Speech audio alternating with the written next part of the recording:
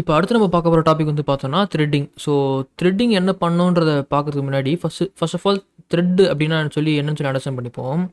So நம்மளோட சிஸ்டமில் பார்த்தோன்னா ஒரு சிபியூ இருக்குது கரெக்டாக. அந்த சிபியூக்குள்ளே பார்த்தோன்னா மல்டிபிள் கோர்ஸ் இருக்கும். உங்களோட சிஸ்டம் கான்ஃபிகரேஷனை பொறுத்து இருக்கும். இப்போது எக்ஸாம்பிள் நான் என்னோட சிஸ்டம் ஒன்றும் ஓப்பன் பண்ணுறேன். இதில் வந்து இப்போ டாஸ்க் மேனேஜர் ஓப்பன் பண்ணிப்போம். கண்ட்ரோல் ஹால் டெலிட் கொடுத்தீங்கன்னா டாஸ்க் மேனேஜர் ஓப்பன் ஆகும். ஸோ அதில் போயிட்டு இங்கே பார்த்தீங்கன்னா இது கிளிக் பண்ணிக்கோங்க. இங்கே போனீங்கன்னா உங்களுக்கு வந்து எத்தனை த்ரெட்ஸ் ரன் ஆகுது, உங்களோட நம்பர் ஆஃப் கோர்ஸ் காட்டும், அப்புறம் எவ்வளோ ஸ்பீடில் போகுதுன்னு சொல்லி காட்டும். ஸோ இதை வச்சு நம்ம என்ன அண்டர்ஸ்டாண்ட் பண்ணலாம்னா, இப்போ பார்த்தீங்கன்னா 2422 த்ரெட்ஸ் போயிட்டுருக்கு. ஸோ இந்த த்ரெட்ஸ் எப்படின்னு சொல்லி நாங்கள் என்ன அண்டர்ஸ்டாண்ட் பண்ணோன்னா, ஸோ எக்ஸாம்பிள் இப்போ வந்து நம்ம ஃபங்க்ஷன் எழுதுகிறோம், ஏதாச்சும் ஒரு கோட் எழுதுறோம்னு வச்சுக்கோங்களேன். அது வந்து ஜஸ்ட் வந்து பிரிண்ட் பண்ணுது அவ்வளோதான். இந்த ஸோ ஃபார் லூப்பில் போட்டு ஒரு 100 இது பிரிண்ட் பண்ணுறோம்னு வச்சுக்கோங்களேன். ஸோ அது வந்து ஒரு த்ரெட்டாக போகும், ஓகேங்களா. ஸோ இந்த ஃபார் லூப்பில் போடும்போது நம்ம வந்து ஒவ்வொரு ஒரு ஹைட்ரேஷனுக்கும் வந்து நம்ம ஏதாச்சும் ஒரு வெயிட் டைம் போடுறோன்னு வச்சுக்கோங்களேன்.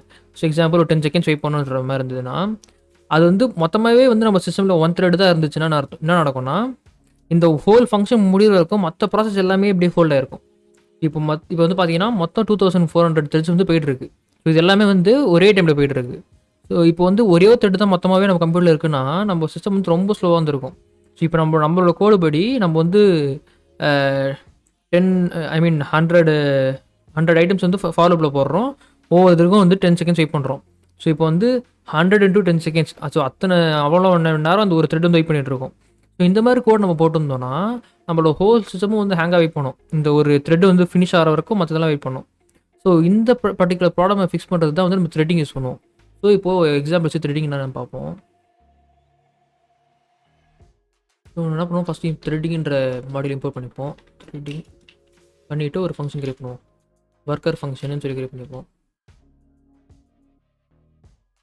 உள்ளே வந்து சும்மா நேம் ஒன்று பாஸ் பண்ணுவோம், அது ஸ்ட்ரிங்காக இருக்கும். ஸோ இப்போ நான் என்ன பண்ணுறேன், பிரிண்ட்டும் போட்டு ஒர்க்கர்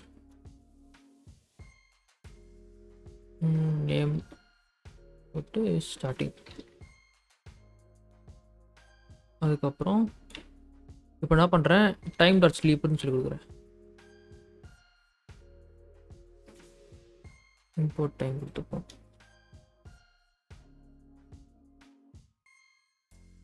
அடுத்து முடிஞ்ச அப்புறம் பிரிண்ட்டும் போட்டு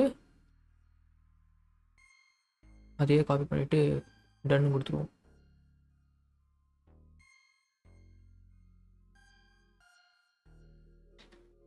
ஓகே, ஸோ இது வந்து ஒரு ஃபங்க்ஷன். ஸோ இப்போ வந்து நம்ம இதை எக்ஸிக்யூட் பண்ணுறதுக்கு நார்மலாக எக்ஸிக்யூட் பண்ணாமல் ஒரு த்ரெட் வச்சு எக்ஸிக்யூட் பண்ணுவோம். ஸோ நான் பண்ணுறேன் த்ரெட்டு ஒன்று த்ரெட்டிங் டாட் த்ரெட்டு. உள்ளே வந்து ஃபஸ்ட்டு நம்ம டார்கெட் கொடுக்கணும். டார்கெட்டில் வந்து ஃபங்க்ஷன் நேம் மட்டும் பாஸ் பண்ணால் போதும், ஃபங்க்ஷன் பாஸ் பண்ண தேவையில்லை. ஸோ ஆர்கியூமெண்ட்ஸ், ஸோ நம்மளுக்கு இந்த ஃபங்க்ஷனுக்கு ஏதாவது ஆர்கியூமெண்ட் தான் பாஸ் பண்ணணும்ல, ஸோ அதை வந்து இதுக்குள்ளே பாஸ் பண்ணுவோம். ஸோ இது சின்டாக்ஸ் வந்து பார்த்தோன்னா லிஸ்ட்டுக்குள்ளே நம்ம என்ன பாஸ் பண்ணுறோம் பாஸ் பண்ணிட்டு கூட கம்மாவும் கொடுக்கணும். ஸோ இதுதான் வந்து சின்டாக்ஸு. இது வந்து ஒரு த்ரெட்டு. செகண்ட் த்ரெட் நான் கிரியேட் பண்ணுறேன். இந்த இதில் வந்து பின்னு இருக்கட்டும், த்ரெட்டு 2 இருக்கட்டும். ஸோ இப்போ 2 த்ரெட்டு போய்ட்டுருக்கு. நான் என்ன பண்ணுறேன், த்ரெட்டு 1 ஸ்டார்ட் பண்ணுறேன். அதே மாதிரி த்ரெட்டு 2வும் ஸ்டார்ட் பண்ணுறேன்.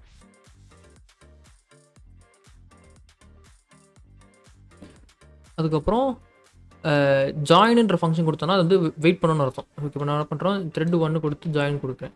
ஸோ மொத்தமாக அந்த இது முடிஞ்சிருக்கோம், த்ரெட் 1 முடிஞ்சிருக்கோம் வெயிட் பண்ணணும். அதே மாதிரி த்ரெட் 2 கொடுத்து ஜாயின் கொடுக்குறேன்.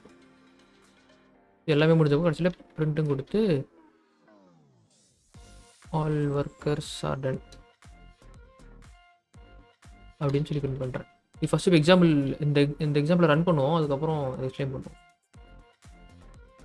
பார்த்தீங்கன்னா ஒர்க்கர் ஏ ஸ்டார்டிங், அப்புறம் ஒர்க்கர் பி ஸ்டார்டிங் சொல்லி வந்துடுச்சு. அதுக்கப்புறம் ஒர்க்கர் ஏ சென்டு, ஒர்க்கர் பி சென்டுன்னு வருது, அப்புறம் ஆல் ஒர்க்கர்ஸ் ஆர் டன்னு வருது. ஸோ இதில் பார்த்தோன்னா ஃபஸ்ட்டு வந்து நம்ம பாஸ் பண்ணுறது த்ரெட் ஏ. ஸோ த்ரெட் 1, ஸோ இதில் வந்து ஏன்ற ஒர்க்கர் பாஸ் பண்ணுறோம். அதே மாதிரி த்ரெட் 2ன்றது பாஸ் பண்ணுறோம். ஸோ இது வந்து பின்ற ஒர்க்கர் பாஸ் பண்ணுறோம். ஸோ ஃபஸ்ட்டு எடுத்தோடனே இது ரெண்டுமே ஸ்டார்ட் கொடுத்தனால ஃபஸ்ட் த்ரெட் முடிக்கிறலாம் வெயிட் பண்ணுறதில்ல. ஸோ 2 த்ரெட்டும் ஒரே டைமில் ஸ்டார்ட் ஆகுது. ஸோ அதனால் வந்து நம்மளுக்கு இந்த பிரிண்ட் ஸ்டேட்மெண்ட் வந்து ஒரே ஸ்டார்டிங்லேயே வந்துடுது. ஸோ ஒர்க்கர் ஏ ஸ்டார்டிங், ஒர்க்கர் பி ஸ்டார்டிங்னு வந்துச்சு.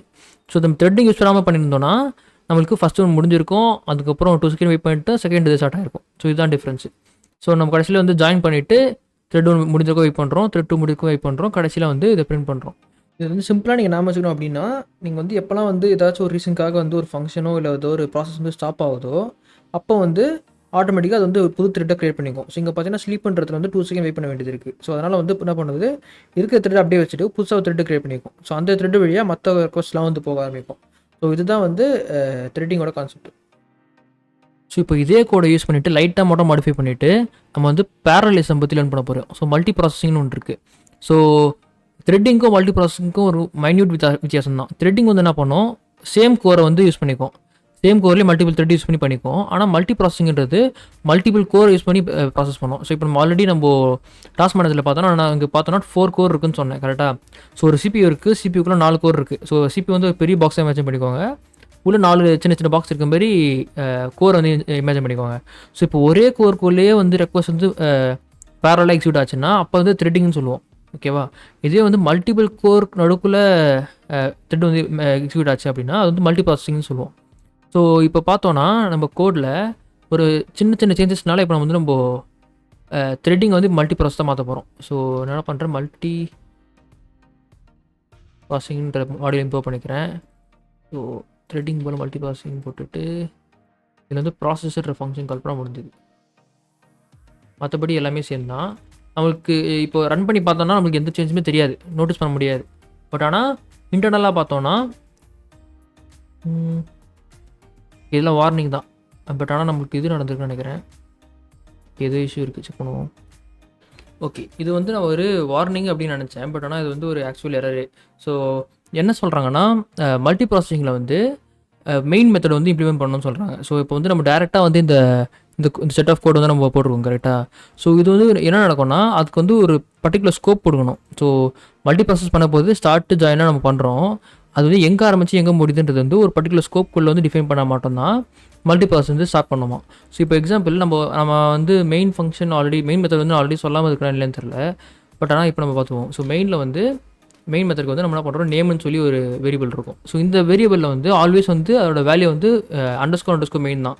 ஸோ அதோட வேல்யூ வந்து எப்போவுமே வந்து பார்த்தோன்னா ஸோ இப்படி தான் இருக்கும். ஸோ இது வந்து பைத்தான் ஸ்டாண்டர்டுன்னு சொல்லுவாங்க. ஸோ நம்ம டேரெக்டாக ஃபஸ்ட் இன்டென்ட்டில் நம்ம இது கொடுக்காம மெயின்குள்ளே போட்டு போனால் ஃபஸ்ட் இதாக வந்து எக்ஸிக்யூட் ஆகும். நீங்கள் மற்ற ப்ரோக்ராமிங் லாங்குவேஜில் பார்த்தீங்கன்னா மெயின்னு சொல்லி ஒரு மெத்தட் இருக்கும். ஸோ அதுதான் வந்து என்ட்ரி பாயிண்டர் கோடுன்னு சொல்லுவாங்க. ஸோ அங்கேருந்து எல்லாமே ஸ்டார்ட் ஆகுன்ற மாதிரி சொல்லுவாங்க. ஸோ அதே மாதிரி தான் இதுலேயும். ஸோ நம்ம என்ன பண்ணுறோம், இப்போ வந்து நான் இதை எக்ஸிக்யூட் பண்ணுறேன். ஸோ மெயினுன்ற வேரியபிள் வச்சுட்டு நேம் வந்து இந்த வேரியபிள் வேல்யூ வந்து மெயினாக தான் இருக்கும். ஸோ இந்த இஃப் கண்டிஷன் போட்டுட்டு சேம் இது ரன் பண்ணோன்னா இப்போ வந்து ஒர்க் ஆகும். ஸோ நம்மளுக்கு ஆல்ரெடி த்ரெட்டிங்கில் பார்த்த சேம் இது தான் இங்கேயும் ஒர்க் ஆகும். ஸோ நான் ஆல்ரெடி சொன்ன மாதிரி ஒரே டிஃப்ரென்ஸ் தான். த்ரெட்டிங்கிறது வந்து சேம் கோரை வந்து யூஸ் பண்ணோம், மல்டி ப்ராசஸிங் வந்து மல்டிபிள் கோர்ஸை வந்து யூஸ் பண்ணோம். ஸோ இதில் ஏதாச்சும் டவுட் இருந்தால் கேளுங்க. ஸோ இப்போ வரைக்கும் பார்த்தீங்கன்னா நம்ம வந்து அசிங்க் ஒன்று பார்த்துருக்கோம், அதுக்கப்புறம் த்ரெட்டிங் பார்த்துருக்கோம், மல்டி ப்ராசஸிங் பார்த்துருக்கோம். அது இல்லாமல் பார்த்தா கன்கரன்சின்னு ஒன்று இருக்குது. ஸோ கன்கரன்சி வந்து த்ரெட்டிங் அண்ட் அசிங்கையோ தான் இப்போ வந்து கரெக்டாக யூஸ் பண்ணுறாங்க. அதையுமே வந்து நம்ம கன்கரன்சின்னு சொல்லலாம். பட் ஆனால் ப்ரீவியஸாக இது 2 இருக்கிற முன்னாடி கன்கரன்சினே ஒன்று இருந்தது. ஸோ அது வந்து நம்ம பார்க்கலாம், பட் ஆனால் இப்போதைக்கு வந்து நிறைய பேர் யூஸ் பண்ணுறது கிடையாது. ஸோ த்ரெட்டிங் இல்லைனா வந்து அசிங்கையோ தான் யூஸ் பண்ணுறாங்க. சும்மா ஒரு ஜென்ரல் நாலேஜ்க்காக நம்ம வந்து இது தெரிஞ்சுப்போம். concurrent.futures. ஸோ இதுதான் வந்து இந்த மாடியூல் நேமு. ஒரு ஃபங்க்ஷன் ஒன்று க்ரியேட் பண்ணுறேன், concurrent _ worker அப்படின்னு க்ரியேட் பண்ணிட்டு உள்ள ஒரு நேம் கொடுப்போம். ஸோ இதுக்கு வந்து நான் பிரிண்ட்டும் கொடுத்துட்டு நம்ம ஆல்ரெடி பண்ணது தான் ஒர்க்கர் ஒரு நேம் போட்டு ஸ்டார்டிங்.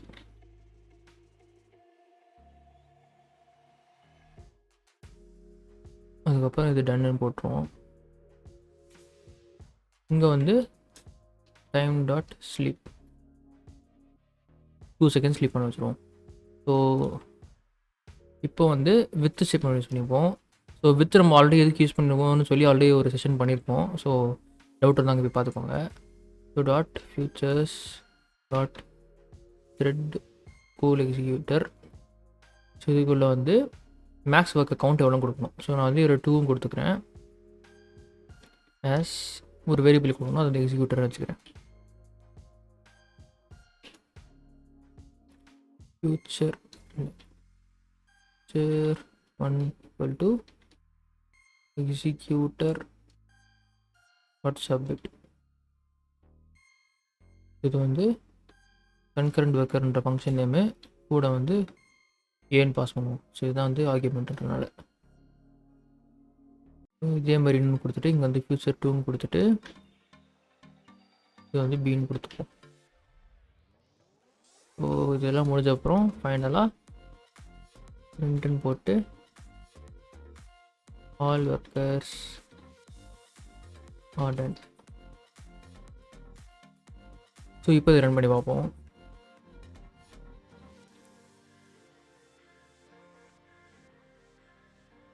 ஓகே, நம்ம வந்து எதுக்கு இது ஒர்க் ஆகணும்னா நம்ம டைம்ன்றதை இம்போர்ட் பண்ணல, போட்டு time.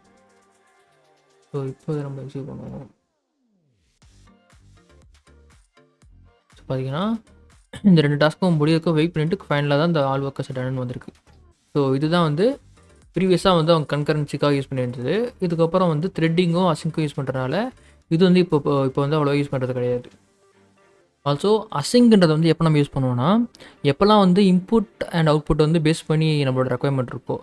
So example user tense input வாங்குறது அந்த மாதிரி இன்ட்ராக்ஷன்லாம் இருக்க மாதிரி ரெக்குவயர்மெண்ட் இருந்ததுன்னா அப்போ வந்து அசிங்க் யூஸ் பண்ணலாம். அப்போ வந்து அது ரொம்ப பெர்ஃபார்மெண்ட் எஃபிஷியண்ட்டாக இருக்கும்னு சொல்கிறாங்க.